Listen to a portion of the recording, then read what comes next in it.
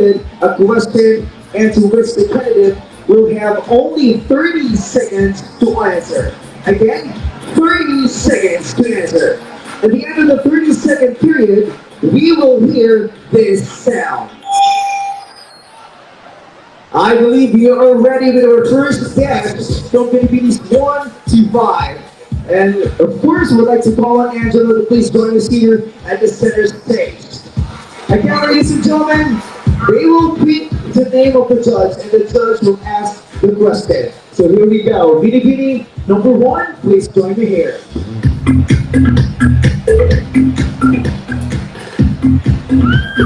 How are you tonight, Binibining 1? Nervous, but I can definitely handle it. Wow, that's confidence. Here we go. Please pick your judge.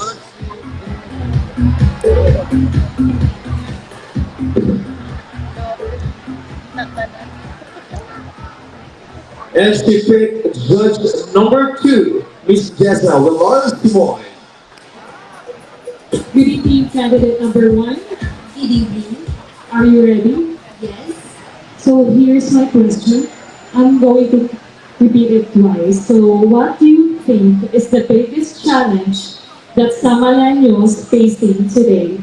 Again, what do you think is the biggest challenge that Samaleños facing today? Thank you for that question. One of the major problems that Samaleños are facing right now is first and foremost are the mental health issues. Because recently, the Samal Island has numbers of cases of suicide and most of the victims are the youth. And I would like to address that issue so that we could save a life here in Island. Thank you. Thank you so much, Binibining 1. And now let's move on to Binibining number 2. Binibining number 2, please pick your judge.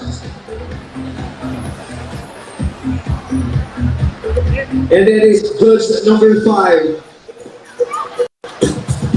Hoy. Hello, good evening. Hello sir, good evening. I'm an aesthetic doctor and I do facial enhancements. As an aspiring beauty queen, what are your thoughts about facial and body enhancements? As a Binibining, my thought about the facial and body enhancement is that I respect with your decision. That is your life. We have our own choice. That would be all. Thank you. And now let's call on Binibining 3. Binibining 3, please pick your judge.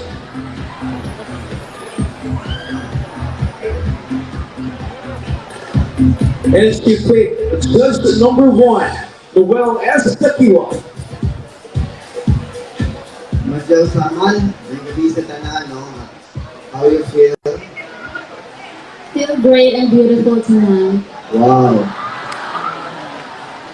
What particular tourism product of the island garden city of Samal can you compare yourself and why? I'll repeat. To what particular tourism product of the island garden city of Samal can you compare yourself and why? Thank you for the question. I compare myself to handicraft because it's hard to make but worth it the result. Thank you. Maraming salamat, Binibining number 3. Let's move on to Binibining number 4. Wow. You have a lot of supporters out there. But please right now, pick your judge.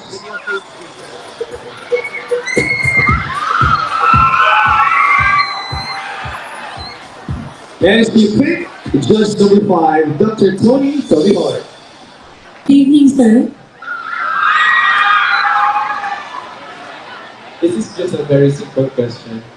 Can you tell me about what is your advocacy? Okay, thank you. As an educator, I observe that the many hindrance or problem that my students are suffering right now is the lack of access, specifically of money. That is the main reason why I have created Edugive as my advocacy. Because as a teacher by profession, I want to help young, less fortunate learners to give the education that they deserve. Because as a teacher, it's my job and responsibility to do something for them that is beneficial for the future. Thank you. Thank you so much. Binibini 4. And to complete our first batch, we have Binibini number 5. Hindi mo kapatalo sa number 5, but please pick your judge. As a woman, how do you show power in these modern times, and how do you use it to influence others? A modern woman for me is a resilient woman who is strong and empowered. And I think that I am strong enough because I am standing here to represent myself and my community, that I am ready to face my advocacy, to share it, to implement it, that what were possible to lower the individual carbon footprint, promoting ecotourism, and giving benefits to all of us, so guys. Thank you. Thank you so much, Binibini 5. And now we are ready for our next batch. Binibini 6. Wow. Binibini 6, please pick your judge.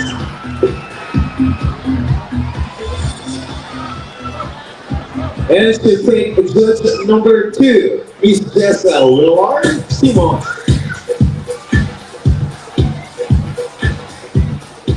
Good evening, Philippines 6. Good evening. So, here's my question.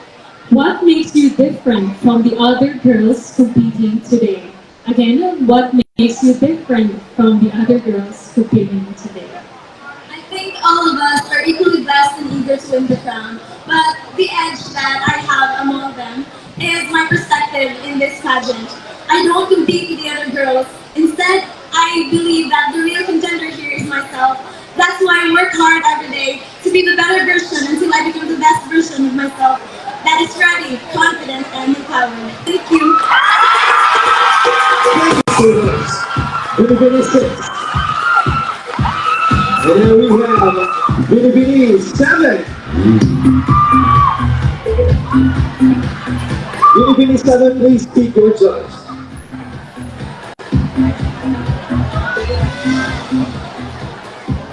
She picked judge number 6, attorney and Samal. What's the name? Ante.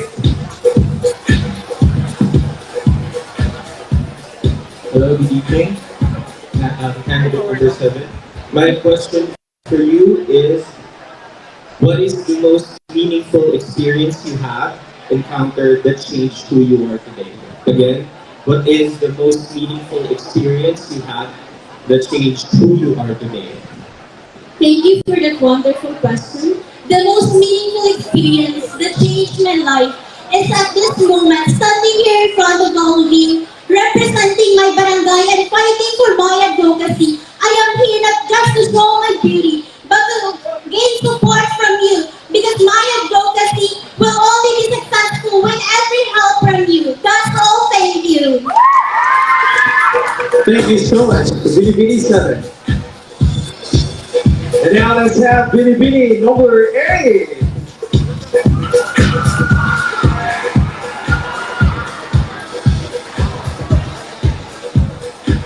And your judge is judge number 1, Noel Dakiwa. Good evening, candidate number 8. Good evening. Okay, your question goes like this.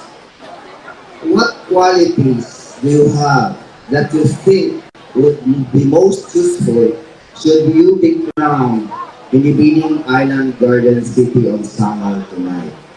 What qualities do you have that you think would be most useful should you be crowned the Binibining Island Garden City of Samal tonight? Thank you. I think the qualities that we have to be the next Binibining Island Garden City of Samal tonight is being strong, being independent, and being empowered. I am standing here in front of you, being proud, empowered, without fear, conquering my fear, to shout out my advocacy, which is the mental health awareness for all the youth in the island. And that will be all. Thank Thank you. Thank you so much, Binibining. Let's call on Binibining number 9. Please speak your judge.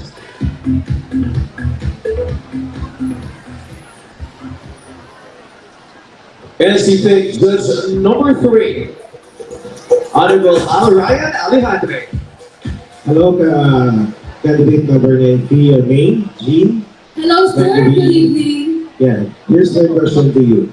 If you will be crowned as Binibining Island Garden City of Samal, how will you work to demonstrate that this is an empowering and progressive platform? I do it again. If you will be crowned as Binibining Island Garden City of Samal 2023, how will you work to demonstrate that this is an empowering and progressive platform? If I will be given a chance to be a Binibining Island Garden City of Samal, of course I will amplify my voice to become an instrument and inspiration to all Samalenyo. That women, men, children, and people in general, regardless of gender identity, should not be abused in any way. Because I am a product of sexual abuse. I experienced of that, and it's not easy to handle that kind of situation. Thank you. Thank you so much, Binibining 9. And to complete our second batch, let's call on Binibining number 10. Please speak your judge.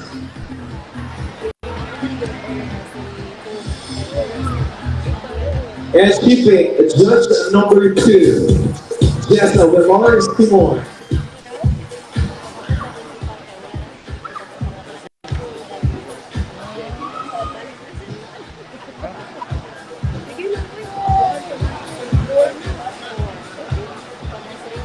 Sorry. Hi, candidate number 10. So here's my question. Is social media bringing people together or causing separation? Again, is social media bringing people together or causing separation? Thank you for that question. We are living now in modernity world where the technology is highly advanced. There is advantages and disadvantages of using technology, but we have to be responsible when we use it, so that we can avoid the negative side effect of it. Thank you. Thank you so much, Binibining 10. And now we are ready for our final batch of our Binibining 11. Please speak your judge.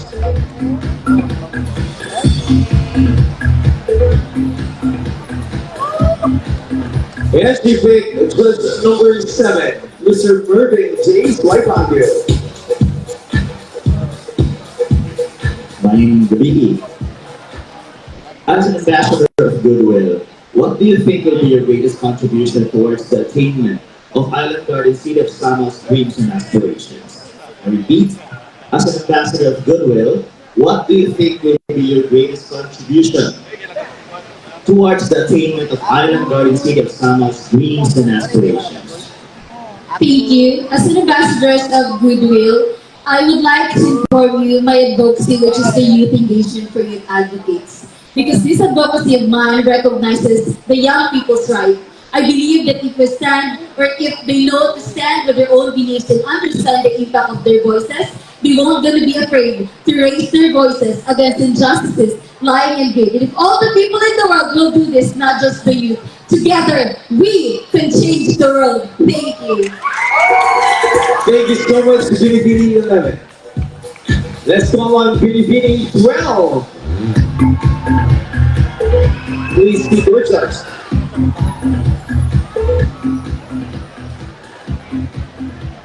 And she picked judge number 7, Mervin J. Swipangu. Okay, this is your question. What important lesson you think that people should learn from your generation? Again, what important lesson you think that people should learn from your generation?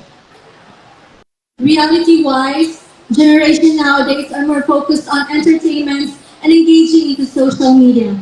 I want to inspire and encourage them to. I want to inspire and encourage them that they are also.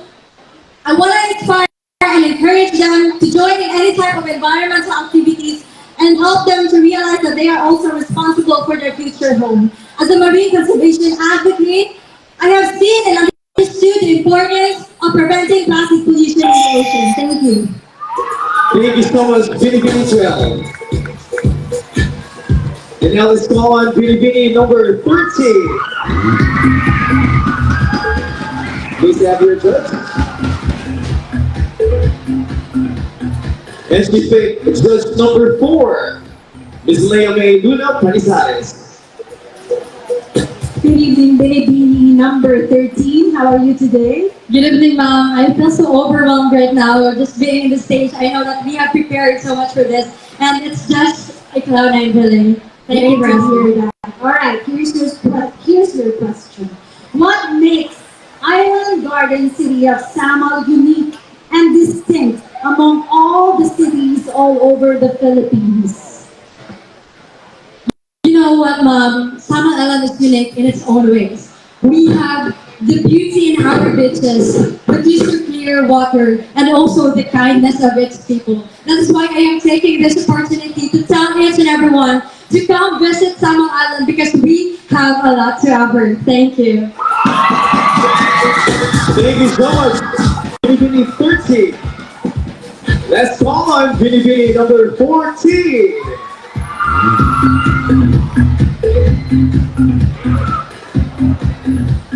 And she picked judge number 3, Honorable Ryan Alejandre. Good evening, Dan, Celia, and the BE. And how are you doing tonight? Kumusta? I'm doing fine, and we prepared a lot for this, and I've been waiting this for quite some time. Good to hear that. Anyway, here's my question. With your advocacy, what is your advocacy? My advocacy is all about the Coastal Life Education Project. All right. How can you convince us, the judges, that you are worthy of becoming a Binibining Island Garden City of Samal 2023? I do it again. With your advocacy, how can you convince us, the judges, that you are worthy of becoming a Binibining Island Garden City of Samal 2023? I've worked a lot for the Samal, and I am something that people could look up to. And my advocacy is all about the importance of manpower and teamwork that emphasizes the protection and the preservation of coastal and marine life. We rely on our tourism and environment. Therefore, we need to work hand in hand for the protection and provide something in return. And that would be all. Thank you. Thank you, Binibining 14. And to complete our Binibinings tonight, Binibining 15.